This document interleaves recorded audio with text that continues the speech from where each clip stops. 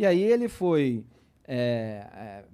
sancionando uma série de jabutis ali que foram inseridos, por exemplo, no pacote originalmente anticrime, proposto pelo então ministro da Justiça e Segurança Pública, Sérgio Moro, que estava ali tentando endurecer a legislação penal. Só que o Jair Bolsonaro, naquele momento, não interessava para ele endurecer a legislação penal, porque isso poderia colocar em risco a liberdade da família dele. Então, inseriram ali, por exemplo, a criação da figura do juiz de garantias, que divide a primeira instância em duas, sendo que a gente já tem 4, com toda essa lentidão, com todos esses espaços e brechas para as tramóias de bastidor. Então, eles queriam separar o juiz da fase de investigação, porque vários já eram incomodados por um juiz, que eles odiavam e tal. Então, queriam ter uma possibilidade de passar o caso para um outro juiz para sentenciar. E inseriram ali a restrição à prisão preventiva, a restrição à delação premiada. Tudo fazia parte de um mecanismo que o Jair Bolsonaro precisava ativar ali para que a família dele não fosse pega. Aí você teve outras etapas, né? A própria sanção da lei de abuso de autoridade, em diversos pontos ali que tem esse nome bonito, né? Ninguém é a favor de abuso de autoridade, só que a questão é o texto. Você precisa ver todos os itens que são colocados. Então, eles sempre dão um nome lindo e maravilhoso. O nome da lei não descreve nada do que ela realmente é. Nada, é para enganar a gente ingênua, né? A gente tem que ler o que vai lá escrito. E aí você tem uma série de dispositivos ali que servem para cercear, para intimidar a atuação de investigadores, de juízes. Ele tirou o COAF do Ministério da Justiça e Segurança Pública, que é ali o Centro de Controle de Atividades Financeiras. O sistema bancário passa ali movimentações suspeitas, eles fazem um relatório, o relatório do COAF veio entre a eleição do Jair Bolsonaro e a posse, que foi quando foi detectada a movimentação bancária atípica do Fabrício Queiroz, que é o operador ali do gabinete do Flávio Bolsonaro. Toda essa história está muito mal contada, cara. E aí eles escantearam o COAF, não fizeram investimento num equipamento ali importante para a detecção de lavagem de dinheiro.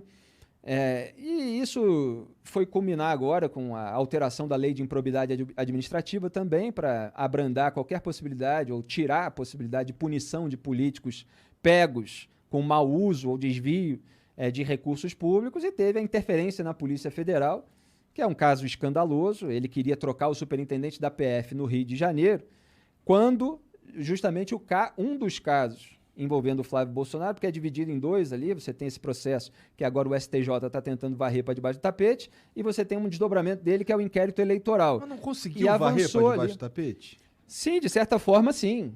Com uma manobra, tem assim, todos os detalhes, estava analisando ontem e hoje, com uma manobra em conjunto com o Supremo Tribunal Federal, que é muito engraçado, né? Tem gente que se deixa levar, se deixa engambelar pela retórica bolsonarista, eles posam assim de combatentes do Supremo Tribunal Federal, mas estão lá tomando cafezinho com o Gilmar Mendes, está lá abraçando sábado à noite Dias Toffoli. O lava-toga, né? Exatamente, essa é outra história que eu posso lembrar aqui com todos os detalhes, melar a CPI da lava-toga. Mas no Supremo, o Gilmar Mendes ficou responsável pelo recurso do Ministério Público do Rio de Janeiro contra o foro privilegiado, retroativo, né, como a gente passou a chamar, que foi concedido para o Flávio Bolsonaro.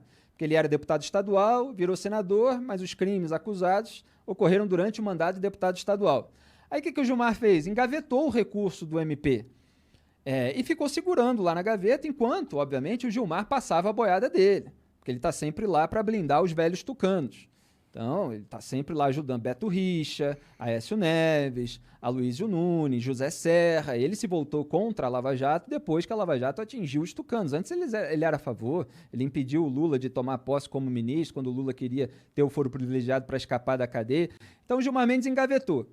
E aí veio férias, a presidência da turma responsável passou para o Cássio Nunes Marques, que foi quem o Jair Bolsonaro colocou no STF, aí ele adiou, engavetou mais ainda, e aí o STJ aproveitou toda essa brecha. Isso assim, caiu com o Gilmar em janeiro do ano passado, é mais de 1 ano e meio engavetado.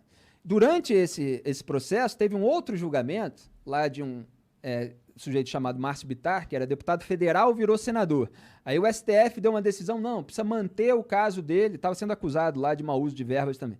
tem que manter o caso dele no Supremo, então mantém o foro privilegiado, porque os crimes aconteceram quando ele era deputado federal, mas ele virou senador, então o Supremo decidiu manter o foro privilegiado. E aí vem o STJ e fala, não, o caso do Flávio Bolsonaro, ele era deputado estadual, virou senador, não é a mesma coisa. Mas aí fala, não, mas por analogia e tal, é mandato cruzado e tal. Sendo que o que o STF tinha decidido em 2018, desculpe me estender, mas é que esses casos são meio complexos, mas é só para dar uma dimensão, né, da quantidade de manobras. O que o STF tinha decidido em 2018 não era nada disso. Era que deputados federais e senadores que são acusados por algo que aconteceu nos seus mandatos, mas que saem do mandato, seja porque acaba, seja porque renunciou ou qualquer outra coisa, eles perdem o foro privilegiado no STF. Então, o caso deles é remetido para o juízo de primeira instância. Foi só isso que o STF decidiu, sem pensar em todas as outras possibilidades. Quer dizer, o deputado estadual que vira senador, ele não pensou nisso. Ele só decidiu aquilo ali. Aí você deixa uma série de brechas e o STJ julga o caso do Flávio Bolsonaro antes do STF ter decidido exatamente o que deve ser feito, faz uma analogia no caso do mandato cruzado e tal. E aí, o que é mais importante disso tudo, se você não entendeu nada, presta atenção agora.